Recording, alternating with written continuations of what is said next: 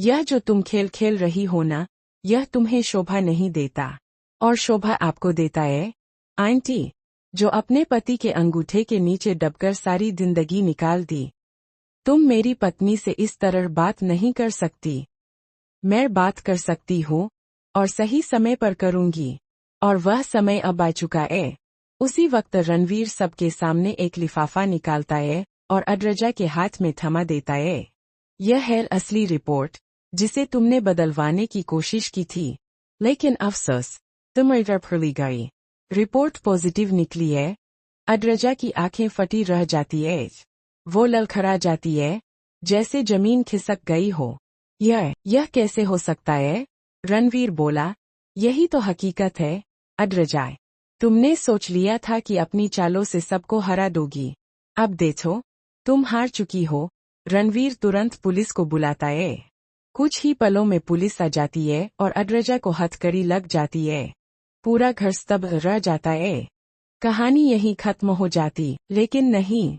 यहीं से असली तूफान उठता है। जब पुलिस अद्रजा को ले जा रही होती है, अचानक दरवाजा फिर से खुलता है। अंदर आता है एक अजनबी, लंबा, काले चश्मे में, हाथ में एक और लिफाफा।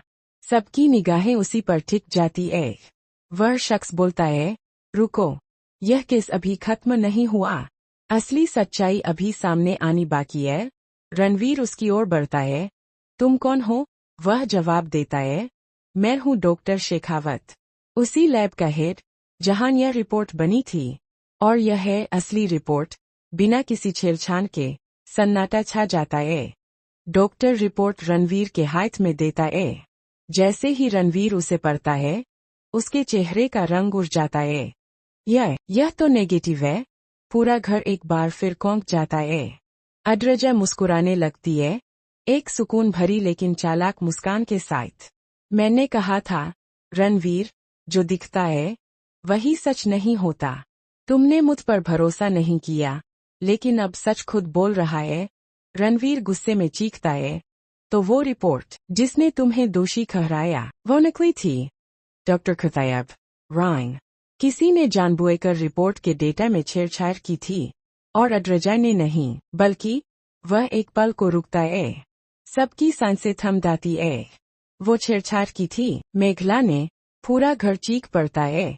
मेघला की आंखों से आंसू छलक पा